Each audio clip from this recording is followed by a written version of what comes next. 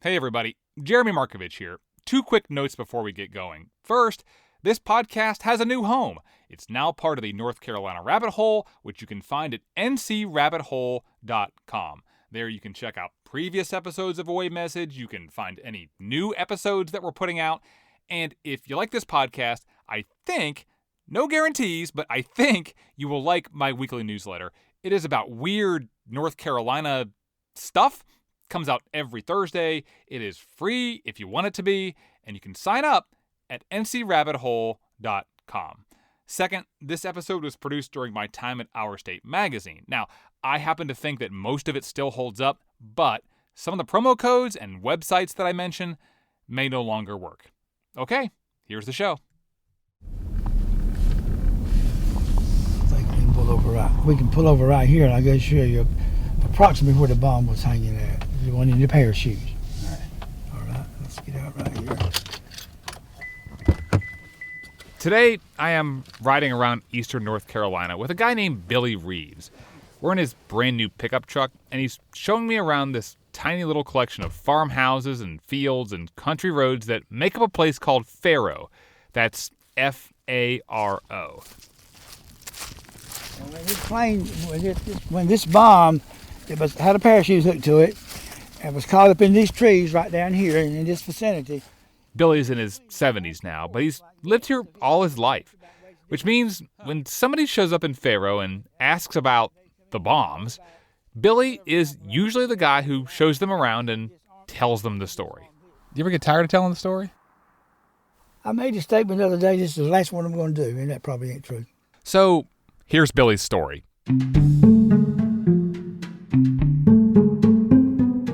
Back when he was 17 years old, John F. Kennedy had just become president. Ask not what your country can do for you. We were in the thick of the Cold War. Russia today is regarded as a grave threat to our nation. And Billy lived on a farm about 10 miles away from Seymour Johnson Air Force Base in Goldsboro. And based at Seymour Johnson were these fairly new, very large B-52 bombers. A wingspan of 185 feet, the mightiest bomber in history.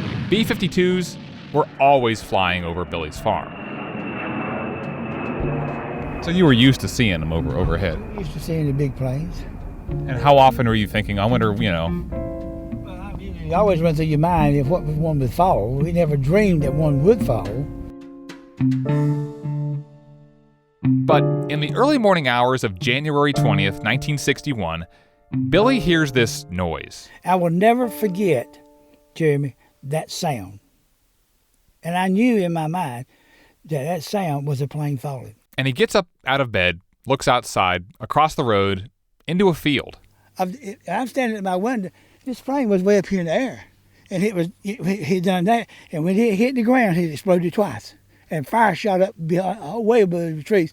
There was debris, fire, that was a fire. There was debris scattered everywhere out here. So you remember everything that happened like it was yesterday. Just like it was yesterday. I remember how scared we were. We didn't have a telephone. The next morning, after we had been evacuated at my aunt's house, they had a television. And that's when we heard it was a B-52 armed with nuclear bombs. Okay, let's not understate this. On a cold winter night in 1961, an Air Force bomber broke apart in the sky over eastern North Carolina, and two of the most powerful nuclear weapons the world has ever seen fell out of it. One had a parachute and floated down to the ground. The other, just like the plane, slammed into a tobacco field across the road from Billy's house. And about an hour later, the Air Force shows up. This place was swarmed with military people. I mean, tons and tons and tons of them. Everybody in the area is evacuated. We were gone 3 days. And when Billy gets back, the military is still there. Then the next thing was, it was exciting to watch the big heavy equipment coming in and had to run electricity and wires. It was like a big carnival. They set up across the road from Billy's house and start digging, trying to find the second nuclear bomb. My mother made tons of hot chocolate and coffee to give to young Air Force guys. She ends up giving them a lot of things to drink because the Air Force guys were there for a long time. And then one day, about 5 months after the crash, they stop digging, they fill up the hole, pack up, and leave. I mean, the U.S. Air Force, the United States government, didn't want to talk about this thing. So everything was a hush-hush deal. But today, we know a lot more about what happened. We know the first bomb was disarmed and taken away fairly quickly. And then we know the second bomb, well, the Air Force did find that one buried deep in the ground, and they were able to dig it up and pull it out. But we also know that they didn't get everything. Now, let's pull in right here and get out. And we're going to walk down there. All right, you ready? Yeah. Billy and I walk out into a field right to the spot where the hole was. Here's the story from what I've been told. The Air Force has legal rights on this piece of property. And the reason why the Air Force still has an easement on this property is because somewhere down below our feet is a very important piece of that nuclear weapon, still in the ground. It's whatever is out here is still somewhere out here. Whatever is out here of that, the fragments of what's left is in this ground. So what exactly is down there? How dangerous is it? And why didn't the Air Force just dig it up? Why did it leave it there? It turns out there's a man who knows the answers to all of those questions. A man who was sent in by the Air Force to find and disarm both bombs. A man who couldn't talk about any of it until a few years ago. And a man who picked up the phone when I called and told me everything. So your job is to find something that is the size of a volleyball, that is radioactive, that has fallen out of the sky and hit the ground at about 700 miles per hour and burrowed deep into a swamp. Forgive me making a joke, but listening to the way you just described it, I don't want that job. But that was your job. Yeah, that was my job. From Our State Magazine, this is Away Message, a podcast about what you find in hard-to-find places. I'm Jeremy Markovich. So really, the only reason the guy you just heard from is allowed to talk is because of this guy. My name is Joel Dobson of Greensboro, and I'm retired. And you wrote a book. Yes. After I retired, I became interested in an event that occurred in 1961 in Goldsboro, North Carolina. Joel was in the Air Force back in the 1960s, but he'd never heard about the crash or the nuclear bombs. And when he does finally hear about it from his own son, he is fascinated. The B-52, on a cold winter night in 1961, was attempting to land at Goldsboro. It was a routine training mission. A wing broke off of this B-52, which is a very unusual accident for the thing to come apart in midair. 3 crew members died. 5 others survived when they parachuted out. These 2 H-bombs spun out of the belly of the plane while it was twisting and turning to the side. The wings are coming off. Okay, I know I'm going to say this a lot, but I feel like I have to say it again. 2 nuclear weapons, specifically 2 hydrogen bombs, fell out of a crashing plane, slammed into the ground near Goldsboro, and did not explode. And as Joel keeps researching, he finds out what could have happened if they did explode. Well, it would create a crater about 1/3 of a mile across. And from there, things get worse. It would cause serious destruction to every building within about a 5-mile radius, and meant that anybody out in the open would die instantly of about 17 miles across. And there would be more destruction the further away you go. That is just the immediate effect. I mean, a release of radiation that will cause unknown cancers and deaths for years after that. As Joel keeps on looking into all this, he realizes he has to go see the place where this happened. So on the way back from the beach one day, my wife and I and another couple stopped in this little community of Faro. He starts asking around, and some people are like, well, we know about the crash and the bombs, but that's about all we can tell you. They said we can't talk about it. It's been classified. And so that encouraged me to start digging around for information that's been released by FOIA, a Freedom of Information Act. And he's able to get his hands on a lot of documents that had been once classified, but were now approved to be released to the public. And on several of the documents, one particular name keeps coming up. The name on there was a Lieutenant Jack Revelle.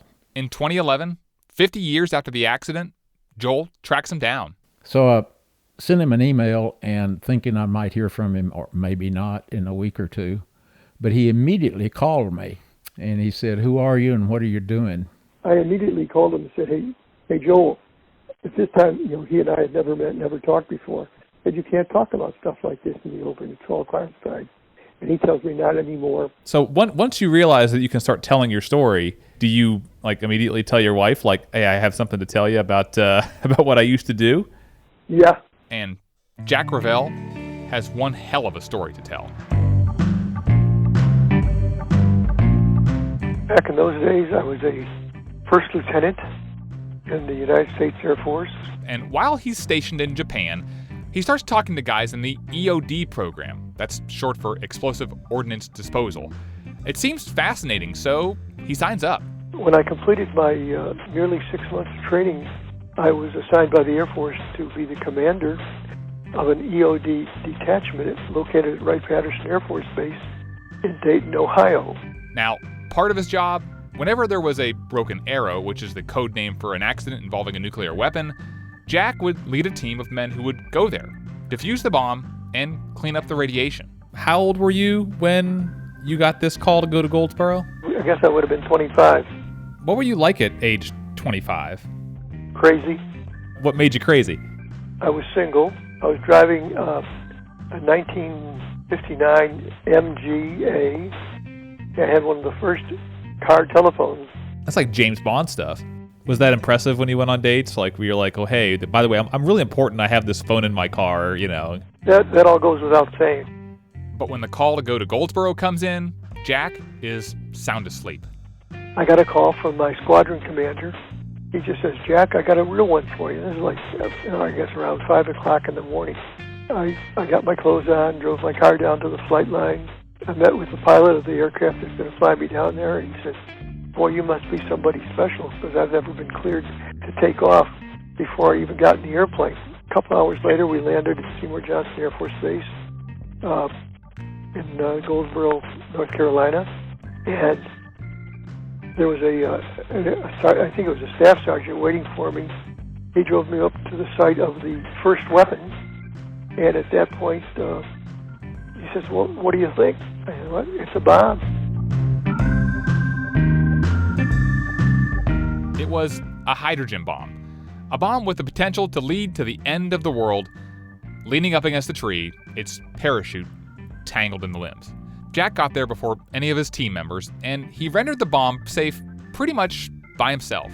There was no big deal. The hard part started thereafter when they told me that there was a second bomb. So you didn't know about the second bomb until you were out on the first one? That's right. Are you thinking at some point well, this was kind of quick, it's textbook, I'm going to get to go home, and then somebody drops that on you? I think he drops that bomb on me, yeah. Now, the first bomb floated down to the ground by parachute, but the second one did not. It hit the ground doing about 700 miles per hour, burrowed deep below the surface, and broke apart. So they said, we think the bomb is in there. I said, has anybody checked? No. And I said, okay, well, what I need is something long and wooden. Why wouldn't, they asked? Because we don't want a spark. And so somebody found one. They think it was in the back of a truck cab. And I started pushing it down there. I could feel something solid. I said, there's something down there. I don't know what it is, but there's something there that's worth investigating. When Jack's team arrives, they all realize they won't be able to get to what's down there with just a few shovels and spades. So Jack calls in the heavy equipment, and everybody starts digging. Immediately, there is a problem. But this was swampland, and so as a result, every time we started taking earth from further out, came piling in and refilling the hole. So to make the hole deep enough, they also had to make it really, really wide. And by the time we were finished 8 days later, it was like several football fields. What's happening during all of this 8 days? All the funny stuff that usually went on during training back at Wright-Patterson disappeared completely. Everybody was dead serious. Did it feel like a long 8 days? The longest. What is the thing that you are trying to find, like it's the most important thing for you to find and find it quickly? The core in the primary, which has plutonium and uranium and 92 detonators. What does that look like? Like, what's the comparison? The nuclear portion, the plutonium and uranium, in a sphere is about the size of a volleyball. And it's gray and rough.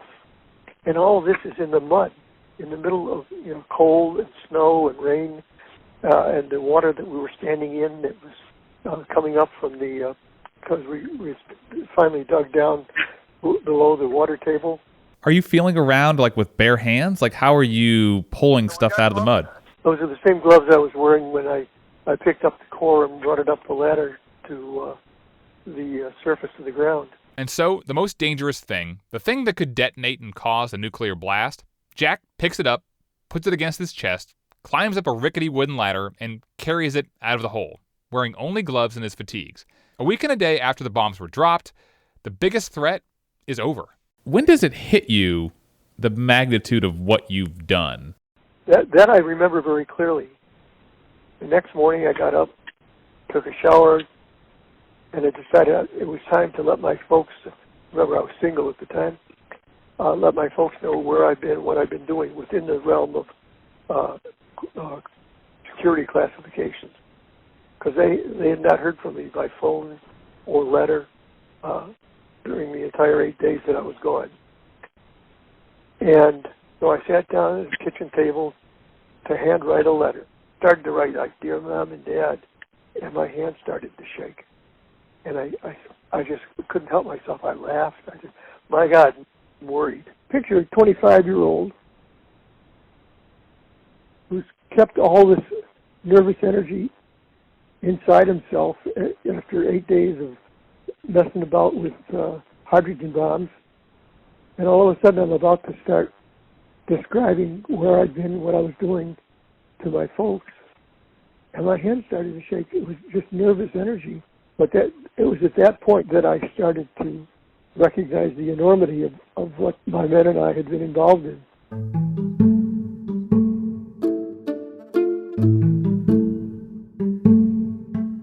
But the story was far from over, because long after Jack left, the military continued to dig and dig and dig. What they were looking for when we come back.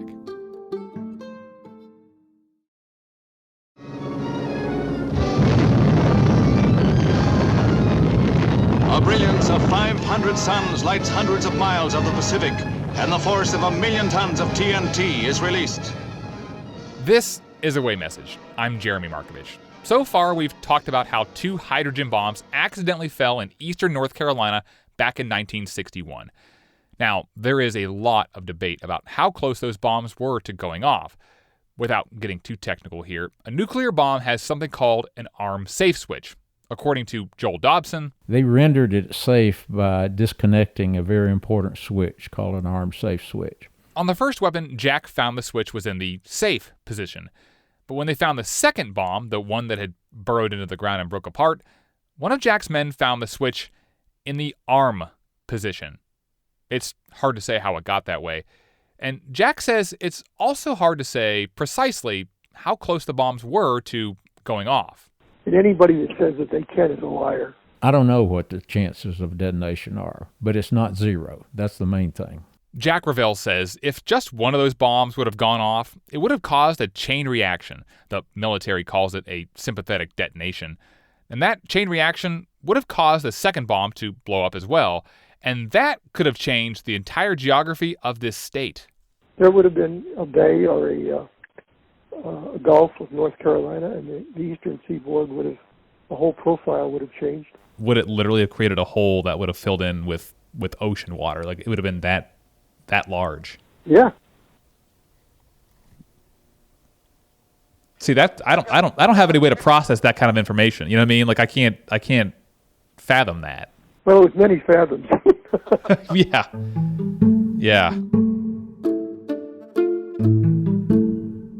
And to understand the next part of this story, you have to know the difference between a regular atomic bomb, the kind that was dropped in World War II, and a hydrogen or thermonuclear bomb, the kind that fell on eastern North Carolina. Remember that thing that Jack was looking for, the volleyball-sized pit of plutonium and uranium with detonators all around it?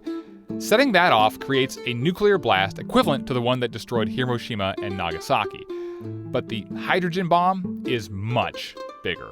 Each one had the potential of about 250 Hiroshima bombs. A hydrogen bomb also has a primary, again, that gray radioactive volleyball, but there's another piece called a secondary. And it looks like a small torpedo without any fins. Like how big is it? Like a few feet long? Yeah, about 3 feet. That little torpedo has a different mix of radioactive material inside it, and it turns the nuclear explosion from one that splits atoms into one that fuses atoms together. That releases a lot more energy and makes the explosion exponentially bigger. You know, that's the kind that, if it didn't destroy the world, it'd make it a terrible place to live. And the secondary, that little torpedo, that is the thing that the military never found. Why was it left in the ground? Because we didn't know where to search for it. Now, you don't have to worry if you're just walking around in eastern North Carolina, because Jack says by itself, the secondary is not going to explode. There are no detonators surrounding it, and if the military could find it, it would. But it can't. Millions and millions of dollars were spent on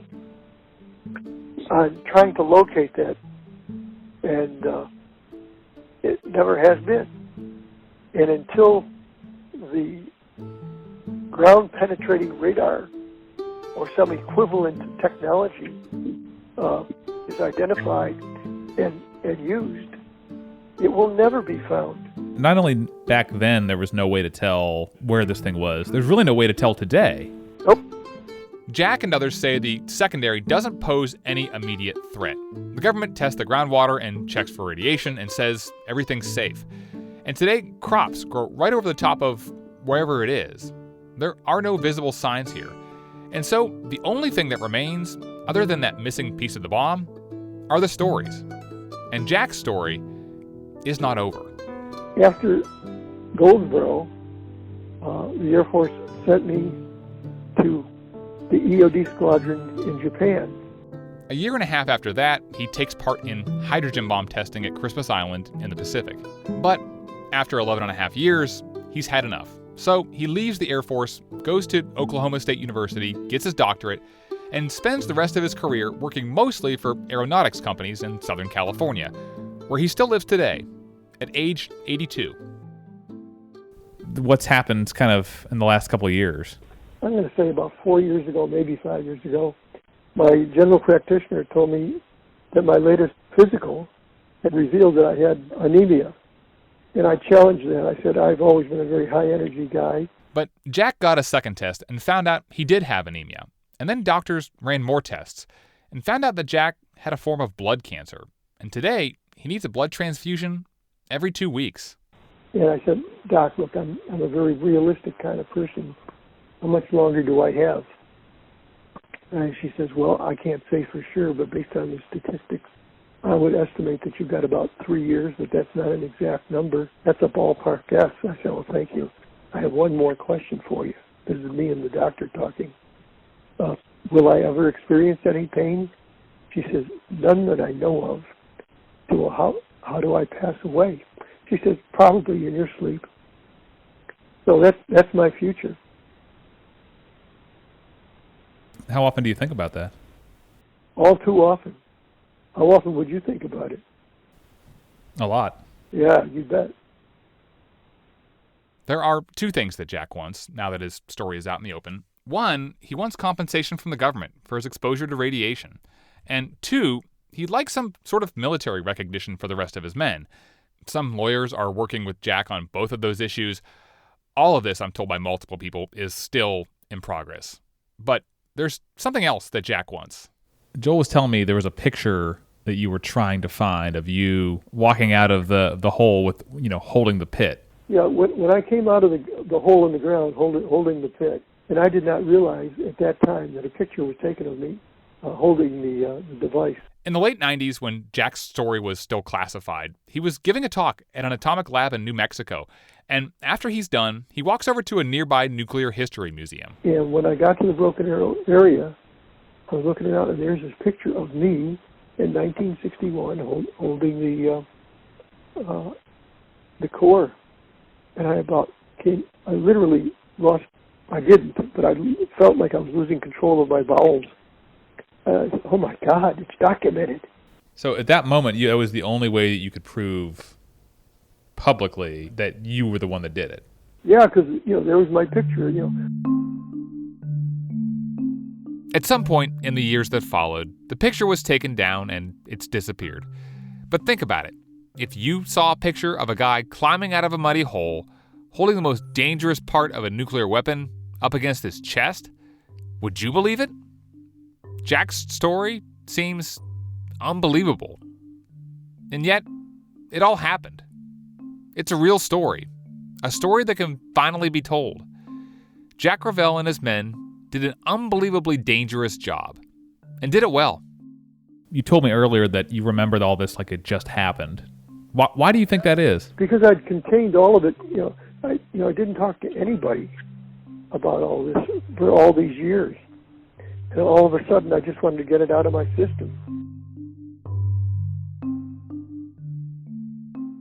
And Jack wants to talk about it, as long as he can, and as long as we're willing to listen.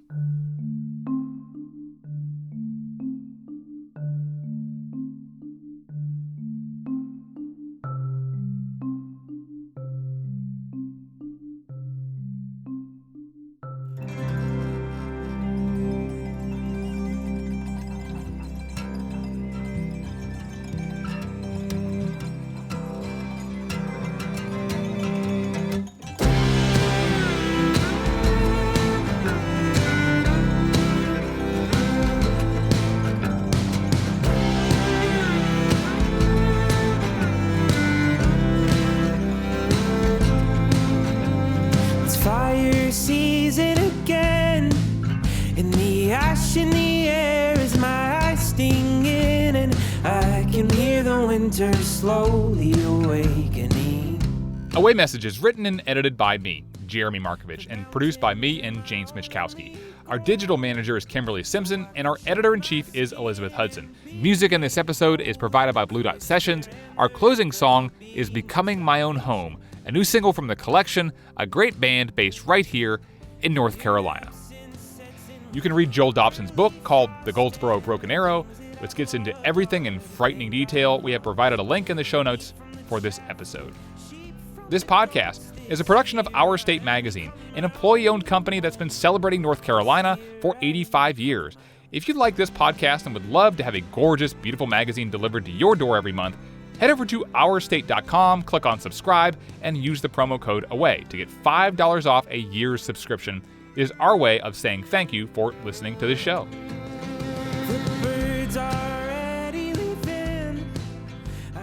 And one more thing.